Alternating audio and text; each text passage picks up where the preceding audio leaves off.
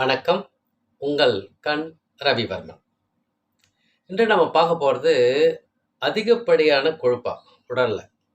கொழுப்பு தேவைதான், அதிகமான கொழுப்பா. இதனை கட்டுப்படுத்தும் நுண்ணழுத்தமும் வர்ம சிகிச்சை தான். நம் நலம் நம் கையில். நம் உடலை பராமரிக்க நமக்கு உரிமை இருக்கிறது. நம்மை தவிர வேறு யாரு நம்ம உடலை பராமரிக்க முடியும்? இதுக்கு துணை நுண்ணழுத்தம் வர்ம சிகிச்சை தான்.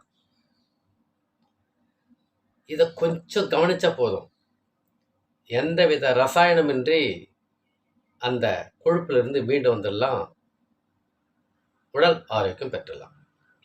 ஒரு விஷயத்தை மட்டும் சொல்லி முடிச்சுட்டு நேராக போயிடலாம். இப்போ நம்ம சாப்பிட்றோம்ல, சாப்பிட்ட பிறகு ஒரு சக்தி வருது இல்லை, அந்த சக்தியை இந்த உடலானது 3 விதங்களில் பயன்படுத்துது. அது என்ன அப்படின்னா, உடல் இயக்கத்திற்கு, இது கை நீட்டு பேசுறோம்னா இது உடல் இயக்கம் தானே, இதுக்கு அந்த சக்தி பயன்படுது. இன்னொன்று, நம்ம சாப்பிட்ற உணவு செரிக்கணும் தானே, அந்த செரிமானத்தை கொண்டு வர்றதுக்கு அந்த வேலை செய்யுது.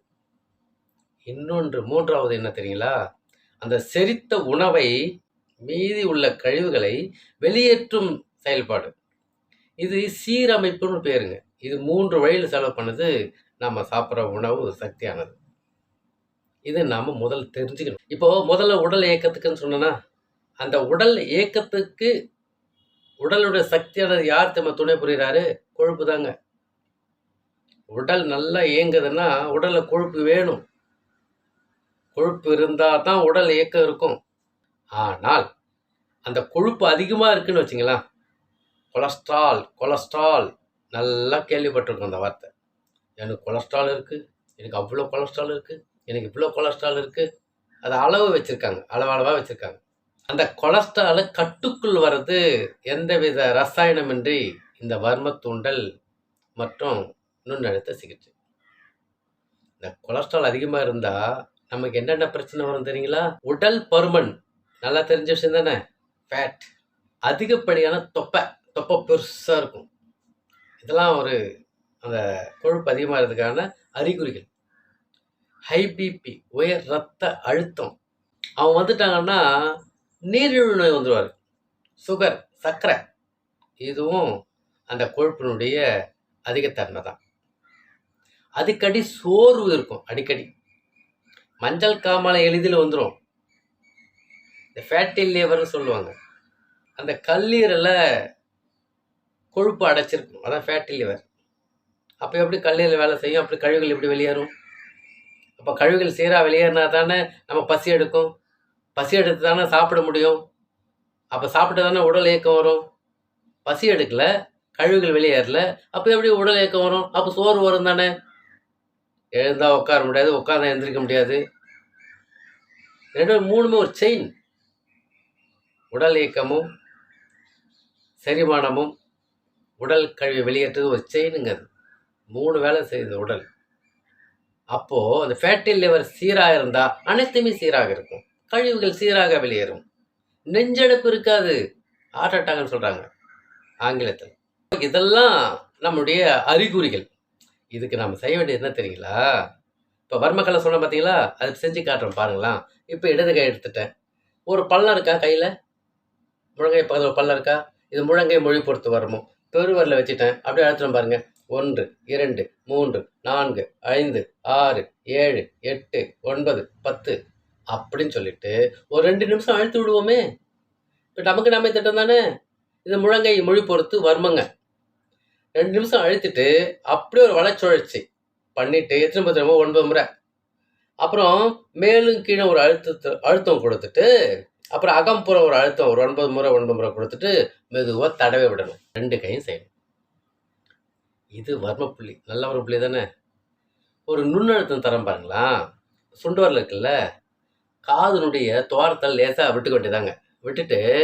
விட்டாச்சு, காருக்குள்ளே விட்டுட்டேன் பாருங்க. விட்டுட்டு மெதுவாக அப்படியே உள்ளவே ஒரு சுழற்சி பண்ணணும். 1 2 3 4 5.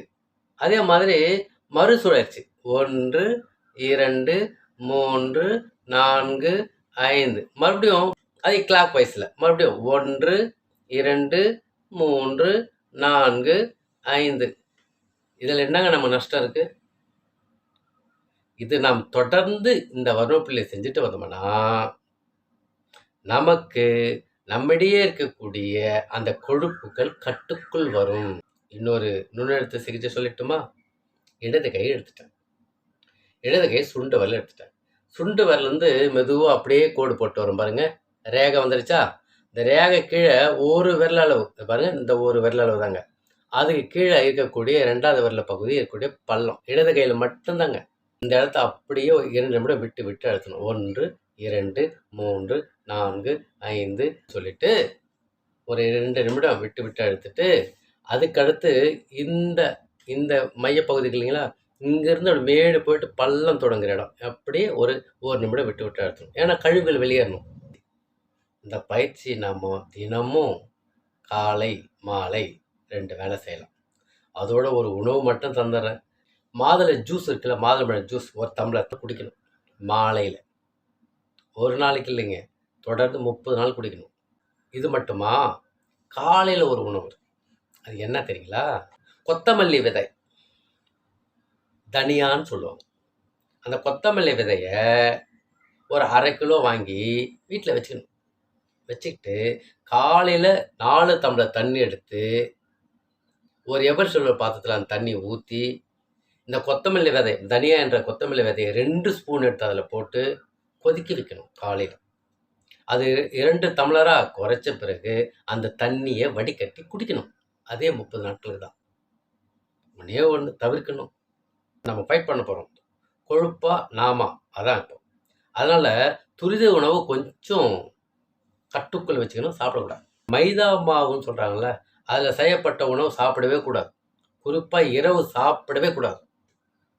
நீங்கள் என்ன தான் உடலுக்கு சிகிச்சை எடுத்தாலும் மைதா மாவு என்கின்ற உணவை இரவில் சாப்பிடும்பொழுது அந்த சிகிச்சை பலன் தராது. அதனால் மைதா மாவை நிறுத்தும் 1 மாதத்துக்கு. இதனால் கொழுப்புக்கள் கட்டுக்குள் வந்துடும், சோர்வு இருக்காது, தொப்பை குறைஞ்சிடும், பிபி கண்ட்ரோலுக்கு வந்துடும், சுகர் கண்ட்ரோலுக்கு வந்துடும், மாரடைப்பு கண்ட்ரோலுக்கு வந்துடும், உயர் ரத்த அழுத்தம், ஹை பிபி நம்ம சொல்கிறது கேட்கும். அந்த கொழுப்பு கரைந்து கழிவுகளாக வெளியேறும்.